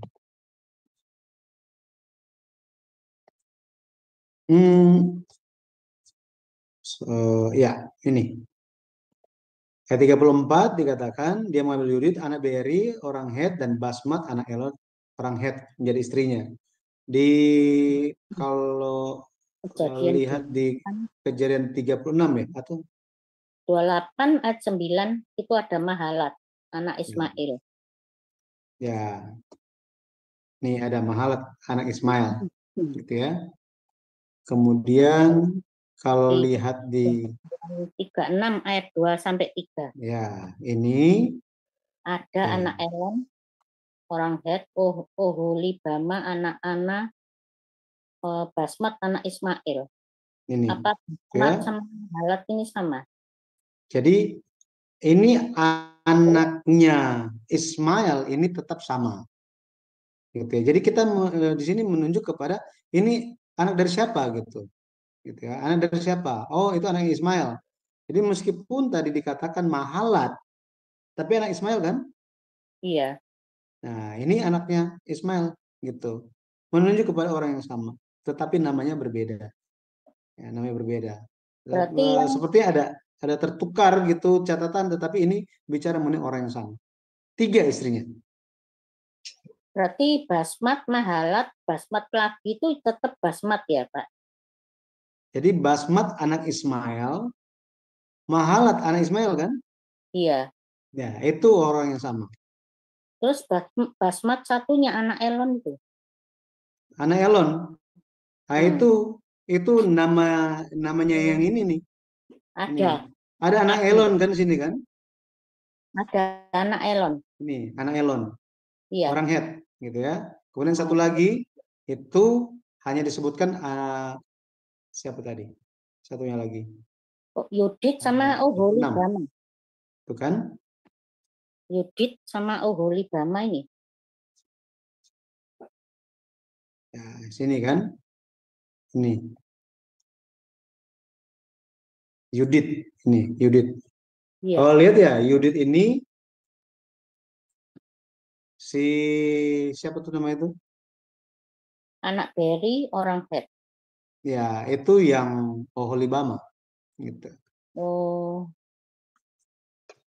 Padahal kan orang Hewi ya, Pak ya. Orang Hewi, orang Het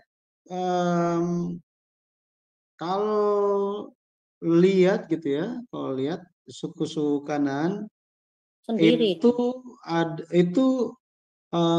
di Kanaan itu ada suku yang disebutkan menjadi satu, ada juga dipisah-pisah. Case yang seperti itu ada. Gitu. Makanya tanah Kanaan itu dikatakan ada 7 bangsa di sana. Ya, tapi di satu sisi ada 7 bangsa, di ayat yang lain ada 8, di ayat yang lain juga ada 10. Seperti ini Alkitab mencatat. Jadi ada wilayahnya yang menjadi satu, ada wilayahnya yang sendiri-sendiri dipisahkan menjadi daerah yang kecil. Hal seperti ini dicatat dalam Alkitab. Jadi Alkitab, kita kembali lagi gitu ya, karena saya nggak mau keluar dari apa yang tidak ada di dalam Alkitab. Apa yang ada dalam Alkitab, di situ dicatat apa adanya, bahwa istri dari Esau itu ada 3, maka kita terima 3. Petunjuk-petunjuk yang diberikan itu ada anak Elon, kemudian ada anak Ismail. Ini yang sama kan? Iya. Benar ya? Berdasarkan hal itu. Berarti yang satunya lagi bicara tentang orang yang sama. Gitu. Ya Ibu ya. Ya, makasih Pak. Ya, sama-sama. Wow. Ya. Ini Ibu Teresa belajarnya udah detail banget ya. Itu luar biasa ya. Bapak Ibu masih adakah lagi? Kelihatannya udah malam ya. Dan Bapak Pendeta Yudi juga harus istirahat karena seharian beraktivitas. Dia habis ngajar juga di tempat lain. Mungkin Bapak Pendeta bisa tutup closing kesimpulan dan kemudian doa berkat buat kita semuanya. Silakan Pak. Baik, inti dari pelajaran pemisahan Abraham dan pemanggilan Abraham ini untuk menggambarkan bagaimana orang-orang kudus di hari akhir akan menjalankan perjalanan yang sama, proses yang sama. Dan kita percaya bahwa banyak di antara kita yang sudah mengalaminya, atau ada yang sedang mengalaminya, atau mungkin belum mengalaminya. Tetapi semua merupakan bagian dari proses iman kita sementara diakui sebagai iman yang takut akan Allah. Kita adalah anak-anak Abraham. Menurut Galatia 4 ayat yang ke-29, kita menjadi milik Kristus. Ketika kita menjadi milik Kristus, Galatia 3 ayat 29 katakan, kita pun adalah anak-anak Abraham, kita berhak menerima janji yang dijanjikan Allah kepada Abraham. Akan tetapi, kita bukan hanya akan menerima berkat yang dijanjikan, bukan hanya menerima statusnya saja, tetapi untuk menerima hal tersebut ada proses yang kita perlu lewati. Jadi mari kita tetap memegang teguh iman kita sampai akhir, tidak tergoyahkan. Mari kita tidak dikacau balaukan pemikiran kita dengan pandangan-pandangan yang tidak alkitabiah, yang liberal, yang fokus hanya kepada sekuler saja, gitu ya. Tetapi mari kita percaya bahwa Alkitab merupakan sumber firman bagi kita semua. Tuhan Yesus memberkati, mari kita berdoa. Allah Bapa yang hidup, kami mengucap syukur atas kasih-Mu. Engkau telah memberkati kami semua dengan firman-Mu ya Bapa. Lewat buku seri sejarah penebusan, Engkau membantu kami untuk memahami Alkitab dari sudut pandang sejarah penebusan. Hal-hal yang telah disingkapkan bagi kami, biarlah itu menjadi milik kami. Bahkan ya Bapa, membangun, meneguhkan iman kami, senantiasa bertumbuh di hadapan Tuhan. Pada akhirnya ya Bapa, kami pun bisa dipakai menjadi alat-alat-Mu di dalam menjalankan pekerjaan, penyelesaian, pekerjaan penebusan di bumi ini. Bapa, kami ingin supaya lewat kami, Engkau pakai supaya kami bisa menjangkau lebih banyak orang, supaya kasih Yesus bagi mereka pun bisa mereka rasakan, mereka menerima berkat keselamatan, berkat terbesar, dan kami bisa memperoleh janji Tuhan yang telah dijanjikan sejak permulaan zaman, yaitu hidup yang kekal. Bapak, terima kasih. Sampai kami bertemu kembali, kiranya Engkau yang akan memberkati kami, mengiringi langkah kaki kami, dan bagi kami yang akan beristirahat, biarlah Engkau yang akan menjaga kami ya Bapa, dan pada akhirnya segala hal yang kami lakukan biarlah semuanya memuliakan nama-Mu. Terima kasih ya Bapak, terima kasih untuk channel Sema Adonai, setiap orang-orang yang melayani, biarlah Engkau yang mencurahkan berkat atas mereka, kegiatan mereka setiap harinya, bahkan setiap anggota keluarga dan masa depan mereka. Terpujilah nama Tuhan bagi kami semua, biarlah Engkau yang terus beserta sampai akhir, dan biarlah Bapak Engkau yang membangun di dalam kami kasih Allah yang tidak berkesudahan itu pun kami bisa memilikinya, kami bisa mengasihi sampai akhir, terus mengasihi Engkau. Terpujilah nama Tuhan, dengan meninggikan nama Yesus Kristus kami berdoa dengan penuh ucapan syukur. Amin. Amin, amin, amin. Terima kasih untuk Bapak Pendeta Yudi. Bapak Ibu, kami akan mundur dari streaming ya, dan nanti operator kami akan membantu untuk men-endkan acara ini. Tapi sebelumnya saya mau memberitahukan untuk minggu depan kita akan masuk di dalam pelajaran baru yang masuk dalam buku yang kedua ya. Ini karena pelajaran buku pertama kita sudah selesaikan dengan 6 kali pertemuan.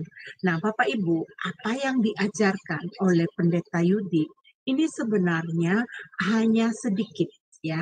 Jadi Bapak Ibu kalau mau mengetahui isinya lebih luas, lebih dalam, lebih detail, Bapak Ibu dianjurkan untuk membeli buku Sejarah Penebusan, buku yang ke-1 yang telah kita pelajari.